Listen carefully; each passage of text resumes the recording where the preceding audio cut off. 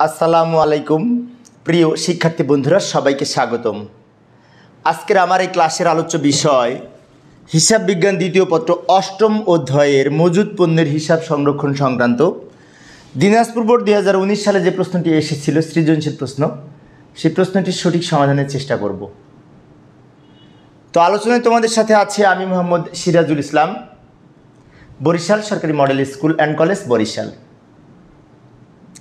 তো প্রিয় শিক্ষার্থী বন্ধুরা, শিক্ষার্থীদের অনুরোধে আমি এই চ্যানেলে নিয়মিত অনলাইন ক্লাস আপলোড করে থাকি। তাই আমার এই ক্লাসগুলি পাওয়ার জন্য তোমরা চ্যানেলটি সাবস্ক্রাইব করার পাশাপাশি যদি বেল বাটনটি অন করে রাখো, তাহলে আমি ক্লাস আপলোড দেওয়ার সাথে সাথেই তোমরা নোটিফিকেশন পেয়ে যাবে। তো এই যে লক্ষ্য করি, দিনাজপুর বোর্ড 2019 সালের প্রশ্নটি তোমাদের সামনে এখানে উপস্থাপন করেছি। এখানে বলেছে নাহার ট্রেডার্সের উৎপাদন বিভাগ হতে 2018 সালের জুলাই মাসে কিছু তথ্য এখানে দেওয়া আছে। তথ্য অবলম্বনে আমাদের ক নাম্বারে বলেছে মোট ক্রয়কৃত মালের পরিমাণ ও মূল্য নির্ণয় করো। তাহলে আমাদের এইখানে ক্রয়কৃত পণ্যের একক এবং মূল্য নির্ণয় করতে বলেছে। তো আমরা এখন এই তথ্যের আলোকে ক নাম্বারের সমাধান করার চেষ্টা করব। এই যে লক্ষ্য করি, আমরা ক নাম্বারের সমাধানের জন্য এখান থেকে আমরা উত্তর লিখব। উপরে আমি প্রশ্নটি লিখে রাখলাম যাতে আমরা এখান থেকে সহজেই অঙ্কটা করতে পারি। ছক আমরা এইভাবে অঙ্কন করতে পারি: তারিখ, বিবরণ, একক, দর, মূল্য। তো এইখানে আমাদের বলেছে ক্রয়ের পরিমাণ যেহেতু বলেছে, তো এই অঙ্কের মধ্যে আমরা লক্ষ্য করলে দেখতে পাই 4 তারিখে ক্রয় আছে, 16 তারিখে ক্রয় আছে, দুইটা মাত্র ক্রয় আছে। তো দুইটা লেনদেনই এখানে বসবে। তো তাহলে আমরা লিখি 2018 জুলাই 4 তারিখ ক্রয়, পণ্য ক্রয় 850 একক। এটা লিখবো, এই 850 একক লিখবো এককের ঘরে। 10 টাকা দর লিখবো দরের ঘরে। 850কে 10 দিয়ে গুণ করলে আমরা পাবো এই 8500। আর একটা আছে 16 তারিখে ক্রয় আছে, তো 16 তারিখে ক্রয় লিখব 550 একক, 11 টাকা দরের ঘরে। তাহলে এই 550টা লিখেছি এককের ঘরে, দর লিখেছি দরের ঘরে। 550কে 11 দিয়ে গুণ করে যা হয় এখানে লিখব। আর কোনো লেনদেন এখানে আসবে না, কারণ আমাদের বলেছিল ক্রয়ের পরিমাণ নির্ণয় করতে। ক্রয় তো সবার শেষে অঙ্ক করা হলে আমরা কি করব, এখানে একটি দাগ দিব, এখানে একটি দাগ দিব, এই দুটো যোগ করে এখানে লিখবে 1400 একক। আর এই দুটো যোগ করে যা হবে সেটা হচ্ছে 14550 টাকা। অর্থাৎ এই দুইটা নিচে শেষে আমরা ডাবল দাগ দিয়ে দিব। আমাদের প্রশ্নে বলেছিল ক্রয়কৃত পণ্যের একক এবং টাকা। তো একক হচ্ছে 1400, টাকা হচ্ছে 14550 টাকা।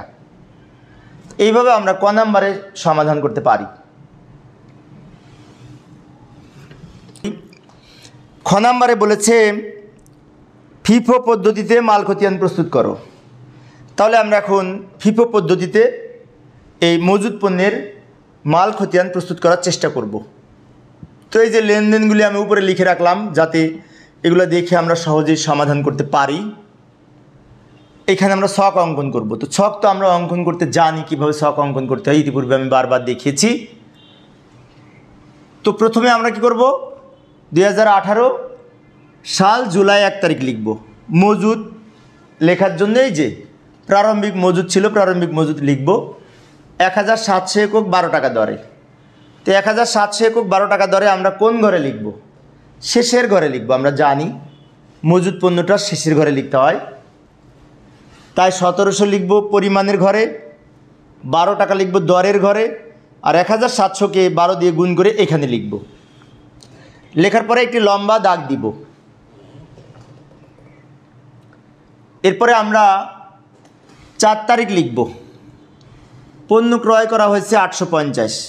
তো ক্রয় করলে ক্রয়ের ঘরে লিখব, এই ক্রয়ের ঘরে ক্রয় এর পরিমাণটা ক্রয়ের ঘরে লিখব। পরিমাণের ঘরে লিখব 850, একক প্রতি টাকার ঘরে লিখব 10। 850কে 10 দিয়ে গুণ করে 8500 হবে। এরপরে আমরা এই লাইনটা এখানে আসবে, এই লাইনটা যেহেতু ক্রয় করা হয়েছে এখানে আমরা লিখব, কিন্তু তার আগে উপরের এই লাইনটা এখানে তুলে নিব। আমরা জানি ফিফো পদ্ধতিতে এখানে 12 টাকা, এখানে 10 টাকার দর যেহেতু আলাদা, সেই জন্য আমরা এটার জন্য আলাদা লাইন হবে, কিন্তু উপরে লাইনটা এখানে লিখে নিব আরেকবার। 1700 এখানে লিখব, 12 এখানে লিখব, দুটো গুণ করে এখানে লিখব, আর এই লাইনটা এখানে আসবে 850, 10 টাকা দরে 8500, দাগ দিয়ে দিব। এবার আমরা 10 তারিখটা পড়ি। 10 তারিখ বলেছে ইস্যু 950 একক। এই ইস্যুর কাছে আমরা 950 একক, এখানে কিন্তু দর দেয়া নেই, তাহলে কোন রেটে হবে ইস্যুটা? আমরা জানি ইস্যু করলে এই ইস্যুর ঘরে লিখব, মাঝখানের ঘরে। এখন আমাদের ফিফো পদ্ধতিতে অঙ্ক করতেছি, তাহলে উপরে যে লাইনটা আছে সেই লাইন থেকে আমরা আগে ইস্যু করব। 950 একক ইস্যু করব, এখানে আছে 1700 একক, তাহলে এখানে তো বেশি আছে, সেজন্য এখান থেকে আমরা ইস্যু করতে পারবো। তাই একবারে আমরা 950 একক লিখব, এখানে ইস্যু লিখব, লিখে এখানে 950 একক লিখব। কত টাকা দরে? উপরেরটা রেট দিব, উপরের 12 টাকা। 950কে 12 দিয়ে গুণ করে এখানে লিখব। আবারও বলি, 950 ইস্যুর ঘরে লিখলাম, রেট দিলাম 12 টাকা, এটা গুণ করে এই ঘরে লিখলাম। এবার আমরা জেরের ঘরে হবে কিভাবে, ভালো করে লক্ষ্য করি। আমাদের ছিল 1700 একক, ইস্যু করেছি 950, তাহলে আর বাকি থাকে কত? 1700 থেকে 950 বিয়োগ করে সম্ভবত 750 থাকে, এখানে লিখব একক। এই 1750 থেকে 950 ইস্যু হয়ে গেছে, বাকি থাকে 750, 12 টাকা দর। এটা গুণ করে শেষের ঘরে লিখব। তাহলে 1700-র ভিতরে এই 750 আছে, আর এই 850 কিন্তু আমরা ইস্যু করি নাই। তাহলে এই 850-এর যে লাইন, এটা সম্পূর্ণ যা আছে তাই এখানে বসবে, 850, 10, 8500, কারণ এই লাইন থেকে আমরা ইস্যু করি নাই, তাই যা আছে তাই এখানে লিখে যাবে। আবার দাগ দিব। এবার আমরা 16 তারিখে আবার পণ্য ক্রয় করেছি, 16 তারিখে ক্রয় লিখব 550 একক, 11 টাকা দর। 550 × 11 গুণ করে যা হবে এখানে লিখব, 550কে 11 দিয়ে গুণ করে এখানে লিখব। এবার আমরা কি করব, এই লাইনটা আবার এখানে চলে যাবে, ক্রয় করলে লাইন বাড়বে। আমরা যেহেতু কিনেছি তো এখানে লাইন বাড়বে, আরেকটা লাইন হবে। তো আগে কয় লাইন ছিল? 1 লাইন 2 লাইন, এখন এইটা সহ এখানে 3 লাইন হবে। তো এইটা এখানে নিচে লিখবো, সবার নিচে। তার আগে 2 লাইন এখানে তুলে নিব, এই 2 লাইন নিচে নামাই নিব। যেমন এই যে 750, 12 এত, এটা লিখে নিব এইখানে, এবং এই লাইনটাও নিচে লিখে নিব। অর্থাৎ এই 2টা লাইন আমরা এখানে লিখে নিলাম। এই 2 লাইনের নিচে এই লাইনটা লিখব, 550, 11, 6050, 550, 11, 6050, দাগ দিয়ে দিব। এরপর 22 তারিখে ইস্যু 1300, 22 তারিখে ইস্যু। এখন ইস্যু 1300 আমরা এবার ইস্যু করব। তো 1300 আমরা একবার ইস্যু করতে পারবো না, কেননা আমাদের প্রথম লাইনে আছে 750, ওই 750 আগে ইস্যু করব। আমাদের মোট 1300 ইস্যু করতে হবে, 1300-র মধ্যে 750 আগে ইস্যু করব। তাহলে 750 এখানে লিখব, এই ইস্যুর ঘরে রেট 12 টাকা, 12 টাকা, 9000, 9000। তাহলে আমাদের মোট ইস্যু করতে হবে 1300, তার মধ্যে 750 ইস্যু করেছি, তাহলে বাকি থাকে কত? সম্ভবত 550 একক এখনও বাকি আছে। সেই 550 একক এই মাঝখানে 850-এর ভিতর থেকে নিব, 550 একক লিখব এই 850-এর ভিতর থেকে 10 টাকা রেটে। এটাকে গুণ করলে 5500 হবে। বিষয়টি আরেকবার বলছি, লক্ষ্য করি। এই 750-এর লাইনটা আগে আমরা ইস্যু করেছি, এই লাইন শেষ, ফিনিশ। আরও লাগবে আমাদের 550 একক, সেটা এই লাইন থেকে নিব, মাঝখানে দ্বিতীয় লাইন থেকে নিব, দ্বিতীয় লাইন। 550 লিখে এই রেটটা লিখব, এই রেটে গুণ করে এখানে বসেছে। এবার জেরের ঘরে কি হবে? জেরের ঘরে আমাদের কিন্তু এই লাইনটা নাই, এই 750-এর লাইনটা কিন্তু নাই, ফিনিশ, ওটা ইস্যু করে দিছি, শেষ। 850-এর মধ্যে হতে 550 চলে গেলে বাকি 300 এখানে থাকবে এই 10 টাকা রেটে। এটা গুণ করে 3000।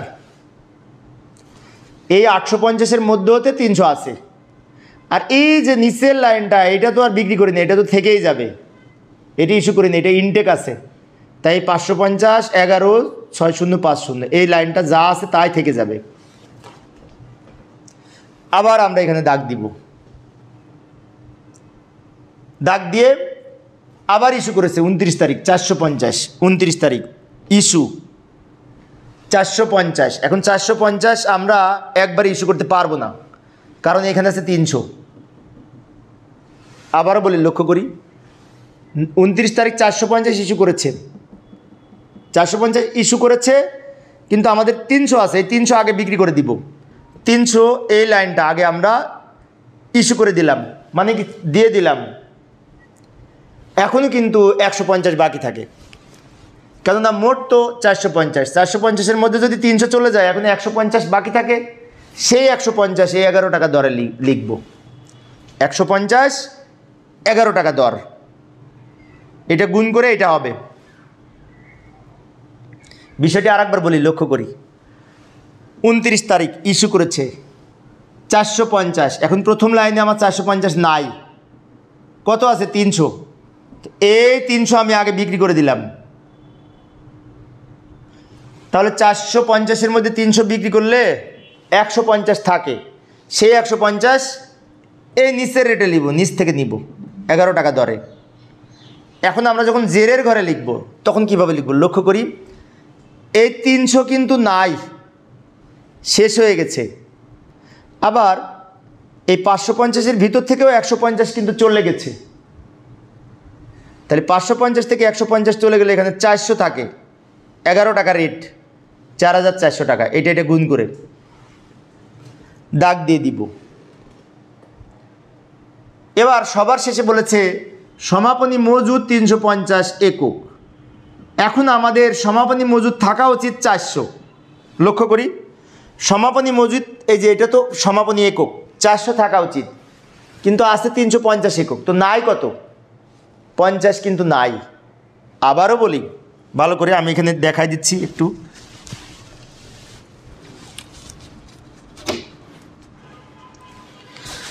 আমাদের এই 400 একক থাকা উচিত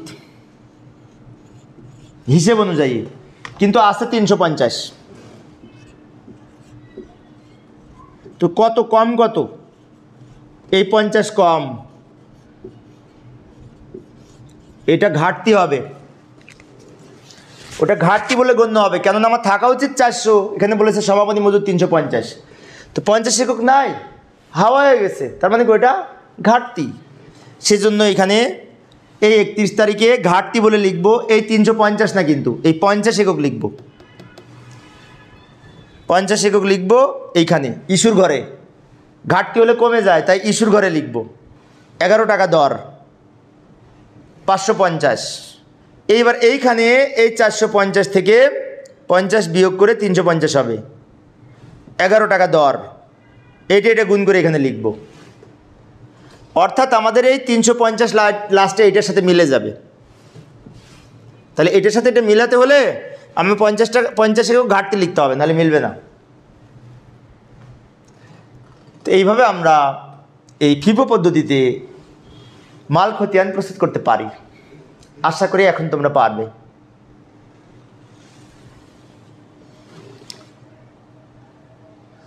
তো প্রিয় শিক্ষার্থী বন্ধুরা, আবার আমরা সেই উদ্দীপকে ফিরে এলাম। উদ্দীপকের গ নাম্বারে বলেছিল ভারযুক্ত গড় পদ্ধতিতে সমাপনী মজুদ পণ্যের পরিমাণ নির্ণয় করো। তো আমরা এখন ভারযুক্ত গড় পদ্ধতি মানে কি, সেই ছক একই রকম হবে। এই ছকে আমরা ভারযুক্ত গড় পদ্ধতিতে আমরা আবার মাল খতিয়ান প্রস্তুত করে সমাপনী মজুদ পণ্য কত হয় সেটা নির্ণয় করব। তার আগে এই যে উপরে আমি লেনদেনগুলি নিয়ে এসে রেখেছি, যাতে এইগুলো দেখে আমি সহজেই সমাধান করতে পারি। মূলত উত্তর আমাদের এখান থেকে শুরু, এইটুকু হচ্ছে উত্তর, এ লেখা সহ। কিন্তু উপরে আমি প্রশ্নটা নিয়ে এসে রেখেছি যাতে ওইগুলো দেখে এখানে সহজেই তোমাদের বুঝিয়ে দিতে পারি। প্রারম্ভিক মজুদ লিখব পূর্বের মতো, মজুদ পণ্য প্রারম্ভিক মজুদ এই 1700 একক 12 টাকা দরে 1700কে 12 দিয়ে গুণ করে এখানে লিখব। আমার মনে হয় প্রারম্ভিক মজুদ পণ্যটা সবাই পারবে। আজকে আমার 9 নাম্বার ক্লাস। ইতিপূর্বে এই ধরনের আমি 8টা ক্লাস নিয়েছি, এটা আমার 9 নাম্বার অঙ্ক। তাই আমার ক্লাসগুলি যারা নিয়মিত দেখো তাদের প্রাইভেট পড়ার প্রয়োজন হবে না। হিসাব বিজ্ঞান বাসায় বসেই তোমরা এগুলি শিখতে পারবে, কিন্তু মনোযোগ সহকারে বুঝতে হবে এবং দেখতে হবে এবং বাসায় প্র্যাকটিস করতে হবে। এখানে একটি দাগ দিয়ে দিব। 4 তারিখে ক্রয় কত একক? 850 একক। ক্রয়ের ঘরে লিখব 10 টাকা দর। 850কে 10 দিয়ে গুণ করলে 8500 হবে, এখানে লিখব। ক্রয় করেছিলাম 850, এখানে লিখেছি। দরটা দরের ঘরে লিখেছি, এটা গুণ করে এখানে লিখেছি। তো আমরা জানি যে ক্রয় করলে উদ্বৃত্ত বেড়ে যায়, কিন্তু অ্যাভারেজ পদ্ধতিতে লাইন আলাদা হবে না, এক লাইনের মধ্যেই বসবে। তাহলে কি করব? এই 1750 একক ছিল আর আমরা ক্রয় করলাম 850 একক, তাহলে মোট কত একক হলো সেটা এখানে এইটা আর এইটা যোগ করে, অর্থাৎ এই পরিমাণ আর এই পরিমাণ যোগ করে পরিমাণে বসবে। 750 যোগ 800 সমান 2550 মনে হয় মেবি। আর এইখানে আছে 10 টাকা দর, এখানে 12 টাকা দর। তাহলে এখানে কোন দর লিখবে? এখানে দর প্রথমে লেখা যাবে না, সবার শেষে দর লিখব। কিভাবে লক্ষ্য করি? 1700 এর সাথে 850 যোগ করে এখানে লিখেছি একক। আবার এই 20,400 সাথে 8,500 যোগ করে এইখানে লিখব। 20,400 যোগ 8,500 এইখানে লিখব 28,900। তাহলে এখন আমার বোঝাচ্ছে 2,550 একক এর মূল্য 28,900। এক এককের মূল্য কত? তাহলে 28,900কে যদি এটা দিয়ে ভাগ করি ক্যালকুলেটর দিয়ে, 28,900 ভাগ 2,550, তাহলে এইখানে রেট বের হবে। আমি আবারও বলি, 28,500 টাকাকে যদি এই একক দিয়ে ভাগ করি তাহলে এইখানে এই 11.3333, অনেকগুলি 3 আছে, আমরা 3টা 3 লিখেছি, এটা বের হবে। আবার আমরা দাগ দিব 10 তারিখে ইস্যু। তো এই অ্যাভারেজ পদ্ধতিতে বা গড় পদ্ধতিতে ইস্যু করা সহজ, কেননা একটি মাত্র রেট আছে। তাই 950 একবারে লিখে দেবো ইস্যুর ঘরে। দর এখানে নাই, দর হবে এইটা, এই দরটা লিখব। এটা গুণ করে আবার এইখানে টাকা লিখব। এই অঙ্ক করার সময় অবশ্যই ঠান্ডা মাথায় করতে হবে, নাহলে ভুল হওয়ার সম্ভাবনা থাকে, এবং প্রত্যেকটা ক্যালকুলেটর দিয়ে করতে হবে। 950কে এটা দিয়ে গুণ করে এখানে টাকা হবে, যা টাকা হবে ক্যালকুলেটর দিয়ে গুণ করে এখানে লিখব। এবার জের লিখব। আমরা জানি ইস্যু করলে জের কমে যাবে, সেজন্য আমার এই 2,550 থেকে 950 ইস্যু করেছি। তাহলে থাকবে 2,550 থেকে 950 বিয়োগ করে বাকিটা এখানে লিখব 1600 একক। রেট যা আছে, দর যা আছে তাই লিখব। এটা গুণ করে শেষের ঘরে লিখব। এই 1600কে এত টাকা দিয়ে গুণ করে এখানে লিখব। আবার দাগ দিয়ে দিব। 16 তারিখে আবার পণ্য ক্রয় করেছে, লিখব ক্রয়। ক্রয় করলে আবার সে 4 তারিখের মতো করে সমাধান করব, গড় বের করব, কিন্তু তার আগে তো ক্রয়ের ঘরে লিখব 550 একক, 11 টাকা দর। 550 × 11 যা হয় এখানে লিখব। এবার আমরা জেরের ঘরে কিভাবে লিখব? উদ্বৃত্তের ঘরে। ভালো করে লক্ষ্য করি, 1,600 এর সাথে 550 গুণ করে, যোগ করে, 1,600 ছিল, আরও 550 যোগ করে মোট হবে এই 2,150। এটা এখানে লিখব। কিভাবে পেলাম? 1600 যোগ 550। আবার এই টাকার সাথে এই টাকা অর্থাৎ 18,133 টাকা এর সাথে 6,050 টাকা যোগ করে টাকা যা হয় সেটাও এখানে লিখব। পরিমাণ যোগ করে পরিমাণের ঘরে লিখেছি, টাকায় যোগ করে টাকার ঘরে লিখেছি। এবার সবার শেষে এখানে কত টাকা গড় দাম হয় সেটি রেটে লিখব। এটা ভাগ এইটা সমান এইখানে লিখব। এটা ভাগ এইটা সমান এইখানে লিখব 11.247 টাকা। আবার দাগ দিয়ে দিব। 22 তারিখে ইস্যু করেছে, ইস্যু লিখব 1300 একক। তো ইস্যু কোন ঘরে বসবে? এখানে একটা মাত্র লাইন আছে, একবারে 1300 লিখে দিব। 1300 একক একবারে বিক্রি করা বা ইস্যু করা যাবে, কারণ এখানে 2000 আছে, 2150 আছে। দর লিখবো, এখানে দর নাই, প্রশ্নে কিন্তু দর নাই। তো দর কোনটা লিখবো? এই দরটা লিখবো, উপরে যে দরটা আছে এই রেটে লিখবো। এইটা এটা গুণ করে এইখানে টাকা হবে। এবার জেরের ঘরে কিভাবে লিখবো? 2150 থেকে 1300 বিয়োগ করে এখানে লিখবো, 850 হবে। এখানে রেট যা আছে তাই লিখব। এবার 850কে এই টাকা দিয়ে গুণ করে এখানে লিখব, 850কে এই টাকা দিয়ে গুণ করে এখানে লিখব। লেখার পরে আবার দাগ দিয়ে দিব। 29 তারিখ আবার ইস্যু করেছে, ইস্যু কত একক? 450 একক। অনুরূপভাবে ওই ইস্যুর ঘরে 450 একক লিখব, 11 টাকা, 11.247 টাকা। এইটা এটা গুণ করে এখানে লিখব। আবার 850 থেকে 450 বিয়োগ করে কত হবে? 400 হবে, এখানে লিখব। সেই 400 এটা দিয়ে গুণ করে এই টাকাটা এখানে লিখব, এইটা এটা গুণ করে এখানে লিখব। আবার এখানে দাগ দিব। এবার 31 তারিখ লিখব। 31 তারিখে সমাপনী মজুদ পণ্য ওইটা কিন্তু লেখা যাবে না। তাহলে কিভাবে লিখব? এখানে একটা ঘাটতি হবে। কীরকম? আমাদের পণ্য থাকা উচিত ছিল 400 একক, কিন্তু আছে 350 একক। এই যে আমি নিচে দেখিয়ে দিয়েছি, 450 একক থাকা উচিত, আছে 350 একক প্রকৃতপক্ষে। তাহলে 50 একক কিন্তু কম আছে, শর্টেজ আছে, ঘাটতি আছে। তাহলে এই 50 একক এখানে ঘাটতি বলে এই 50 একক ইস্যুর ঘরে লিখব। এই দর যা আছে তাই লিখব, এইটা এটা গুণ করে এখানে লিখব। এবারে 450-এর ভিতর থেকে 400-র ভিতর থেকে 50 একক যদি ঘাটতি থাকে তাহলে 400 থেকে 50 বিয়োগ করে এখানে লিখব। দর যা আছে তাই লিখব, এইটা এটা গুণ করে এখানে লিখব। শেষেরটা আর একবার বলছি, লক্ষ্য করি, তোমাদের বুঝতে মনে প্রবলেম হয়েছে। ঘাটতি হবে কত একক? 50 একক। কিভাবে ঘাটতি হবে? থাকা উচিত 400, আছে 350, 50 একক নাই, সেই 50 একক ঘাটতি। তো ঘাটতি বলে এই ইস্যুর ঘরে লিখব। ঘাটতি, ঘাটতি সবসময় ইস্যুর ঘরে লিখতে হয়। 50 একক, দাম যা আছে তাই, এইটা এটা গুণ করে এখানে লিখব।